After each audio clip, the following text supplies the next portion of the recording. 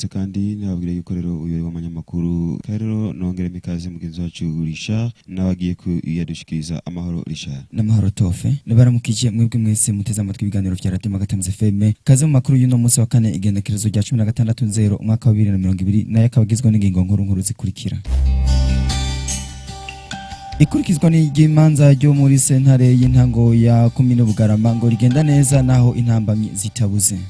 Muri irijoro ryo kuwa gatatu rishira uwa kane niho abarovyi baraye mu mukiyaga kuroba aho bari bamaze iminsi mu karuhuko kandi bakaba bahuye n'umuyaga ndetse n'imvura nyinshi. Muri kino gihe abadandaza barakwiye kuba amagabo kuko ubuzima bw'Imunogoje kuko ubwizigirwa bwatakaye mu bantu benshi. Mu buhinga bw'ivyuma ni Armel Bigirimana mukanya idonido rya Amakuru. Gwino muri sanze muri radio magaratamze fe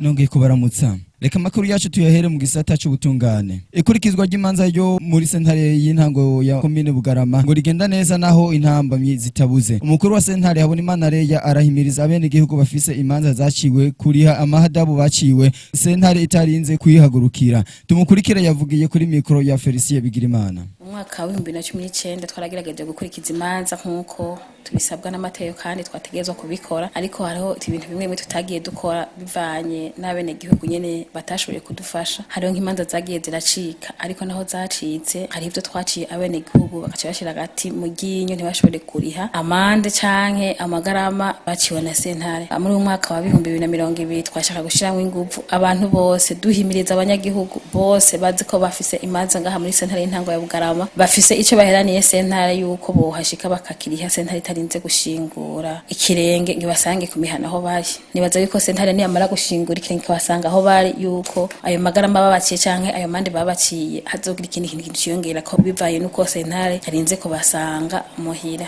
Rero twahimiriza abanyagihugu nabo nyene badufashe muri izo nguvu tugomba gushira mu 2020 kugira ngo abanyagihugu n'abajeje intwaro badufashe ivyo bintu bizoje mu ngiro tutarinze kubasanga ku mihani wabo. Mu bisanzwe intambamye ntizibura kuko abakozi ba Sentere barinze kuva muhira bahinze kuva ku kazi bakabasanga muhiri wabo. Urabona uburyo bwa Sentere barinze gusohoka, ubwo buryo burinze gusohoka kandi umunyagihugu yari kwiza nawe nyene agashika kuri Sentere akari ivyo birara naheraniye Sentere canke ayo mande bamuciye Sentere itarinze kumusanga imuhira. Sentere rero kitakaza uburyo bwishi ni intambamye nini ya cyane bumva bisanzwe dufise n'ubukene bw'uko abanyagihugu batishikana ngo barihe ivyo birarane bya Sentere igacika isohora uburyo bwishi bwo kubasanga ku matongo. Niyo ntambamye dufise.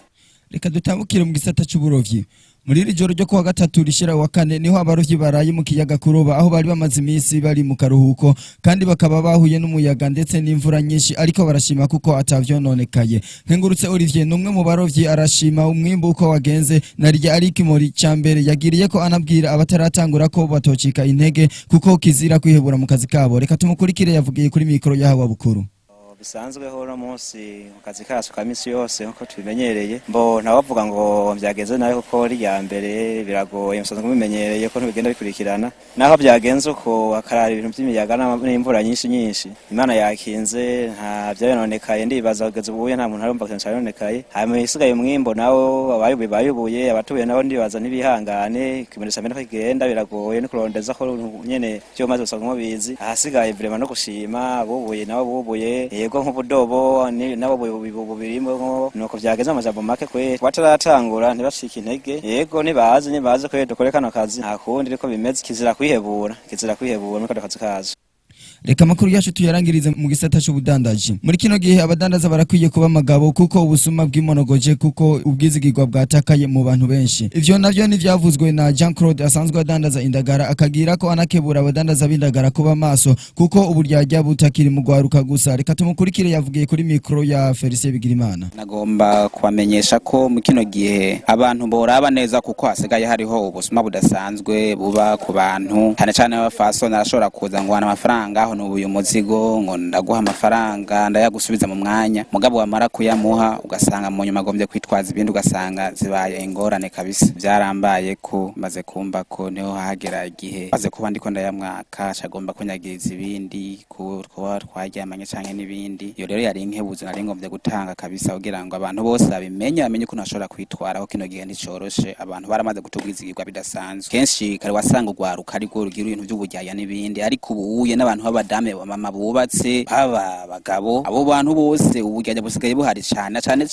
tubona nzi yo nkebuzo usanga kwega ca Tanganyika usanga umuntu umwizera ukamuha indagara ukazima akagenda guhaye amafaranga nk'ibihumbi 10 ukamuha nk'iforoma canke ikibu ukamwizera ngo arakugarukanira ariko rero biragaragara neza ko abantu bariko batera bahinduka cyane nico gituma abantu bohabera amaso ari naho turangirije amakuru yacu y'uno munsi reka dushimire mwebwe mwashoboye gufata akanya ko kuduteka yompi dushimire uruganda rwa Radio Magara Times FM rwashoboye kudutorokaniriza ano makuru dushimire na Armel Bigirimana yarari mu buhinga bw'ivyuma Richard Ndayizige nije niko ndayabashikiriza naho ubutaha ngwino muri sanze muri radio Magara Times FM